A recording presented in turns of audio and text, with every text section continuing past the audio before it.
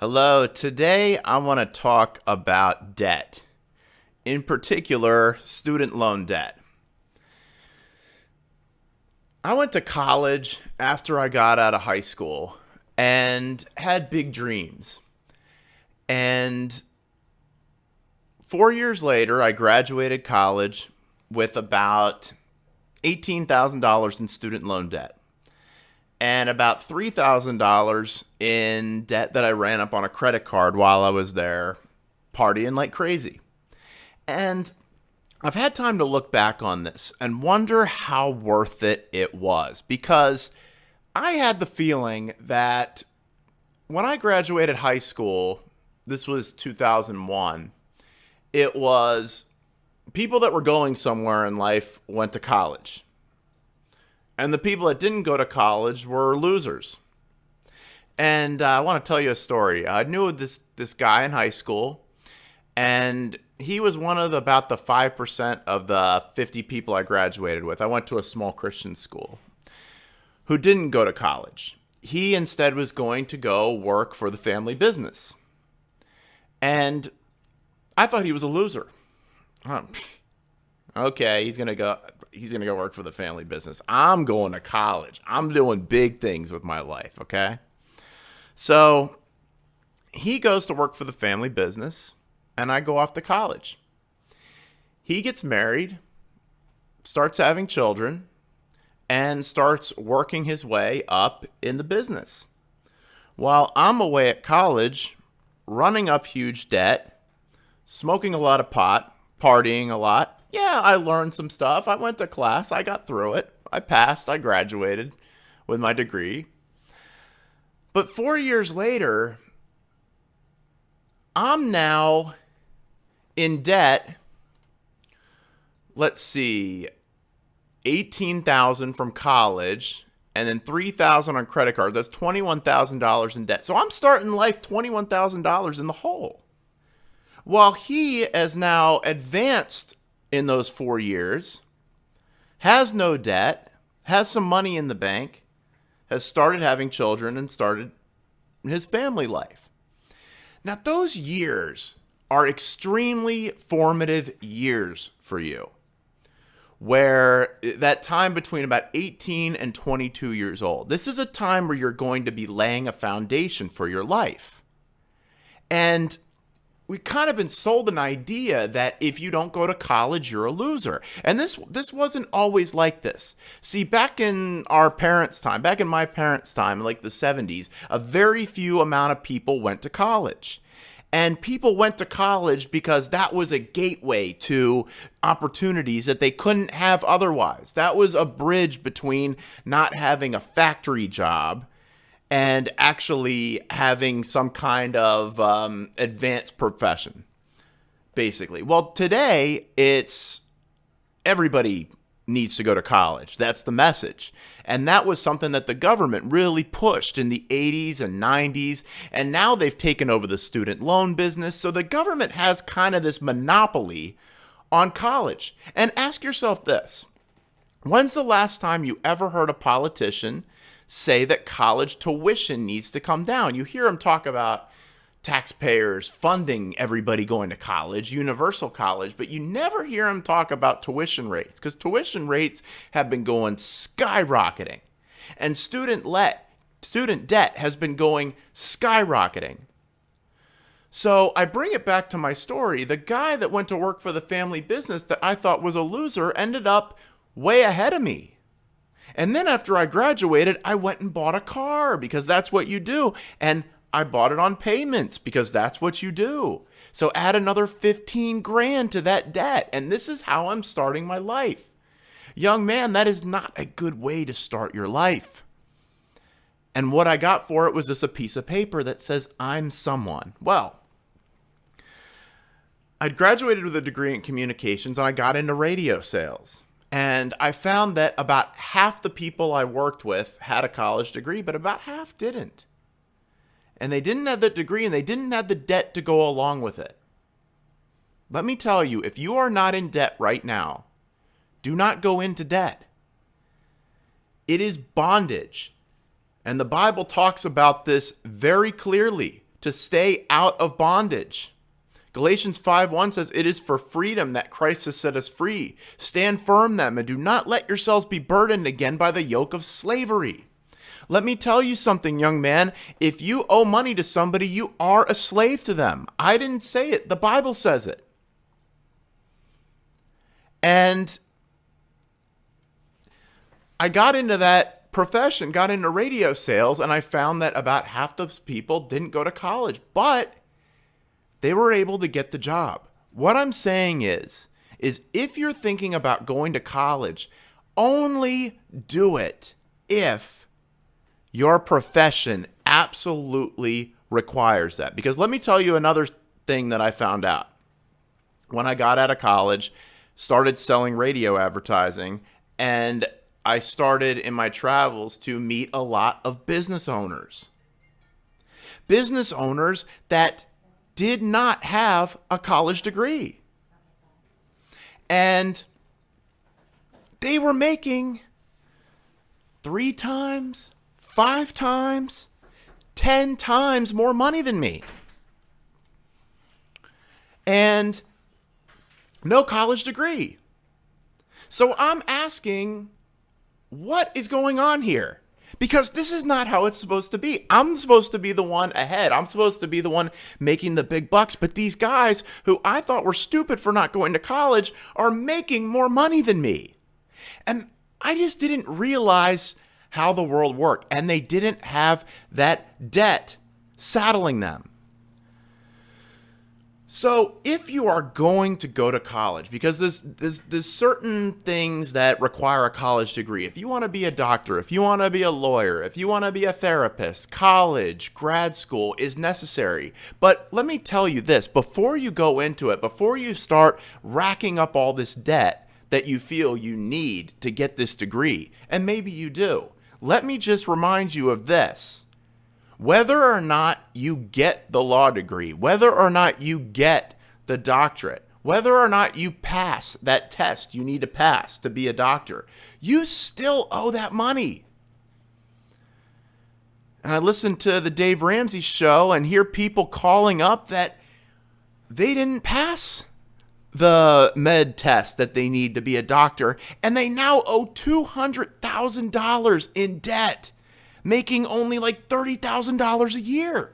Let me tell you, as a man, this strips you of your manhood. Because basically what you're doing is you are diverting resources that are supposed to be used on your family to the establishment.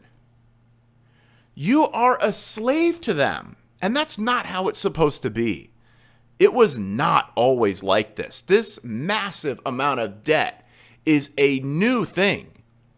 And so if you're going to college, young man, I give you these 3 things to ask yourself before you go ahead and do it.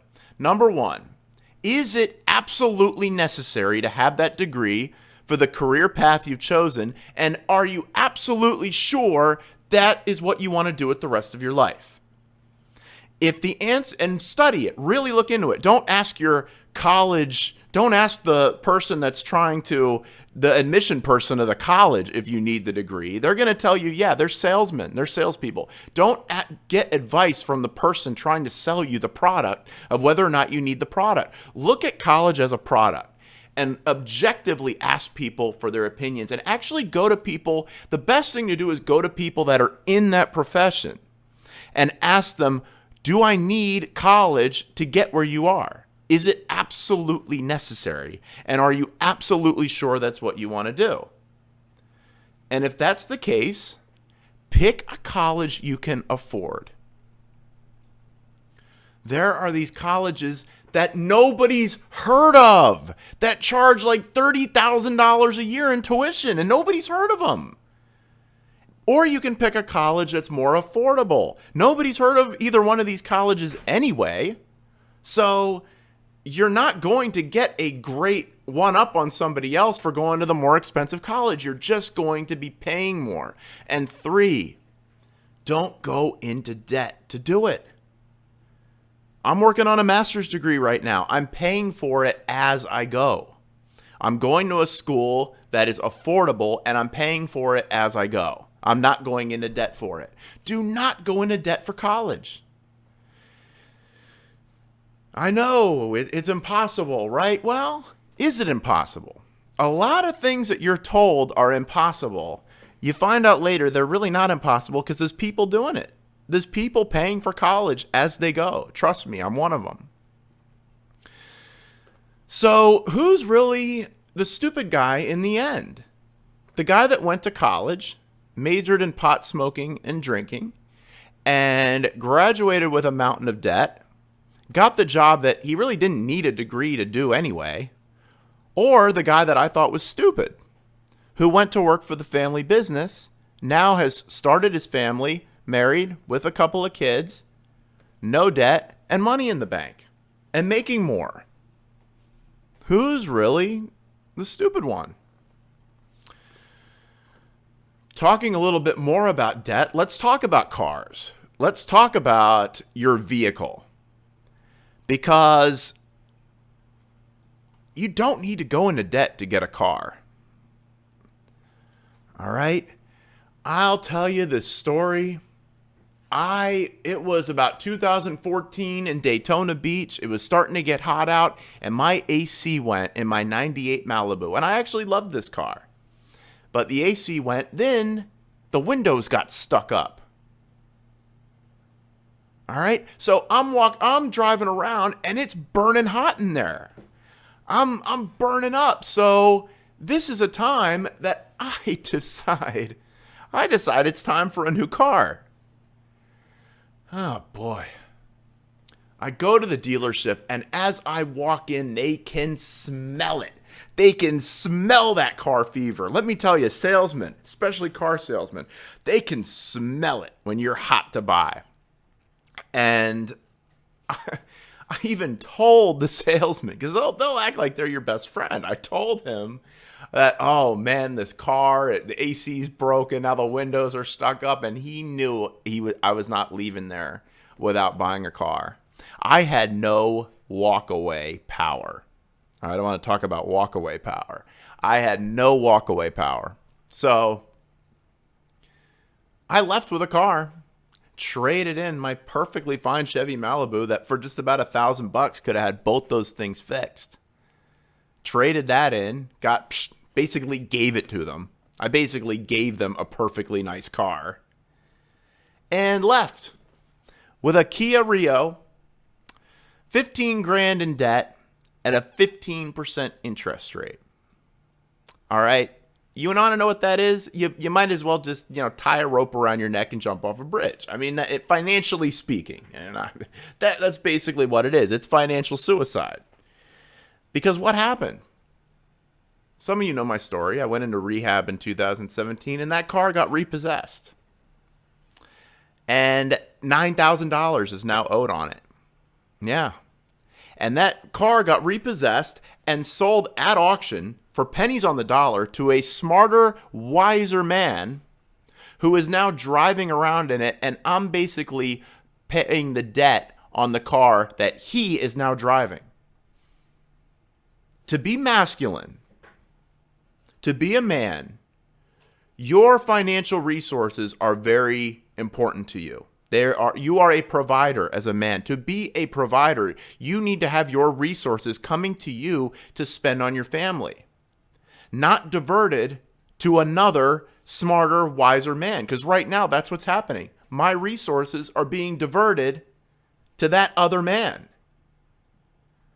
And that happens so often with debt and these things that we think that we need to have. And finally, I want to tell you about walkaway power, okay? Never walk into a sales situation over $500, over $100 that you don't have walkaway power. I want to tell you a story about buying a suit for my wedding, okay? And I didn't have much money, so I didn't want to spend a whole lot. So I go into a major retailer, and I get told that by the salesman that, okay, I got two options. I got basically the $500 suit and the $300 suit. And, well, I didn't want to spend that much, all right? I'm a cheapskate, want to spend less. I was paying in cash. I did not want to spend that much. You know, they got the debt plan and everything. But no, I wanted to pay cash for a suit, reasonable price. Okay. So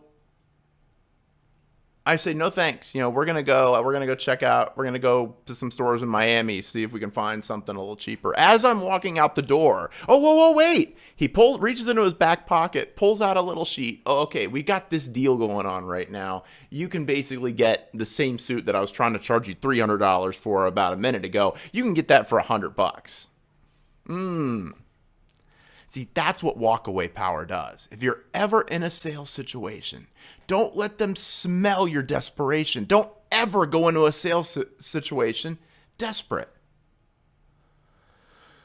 Have that walkaway power, because you will always get the better deal and you will get taken advantage of a lot less.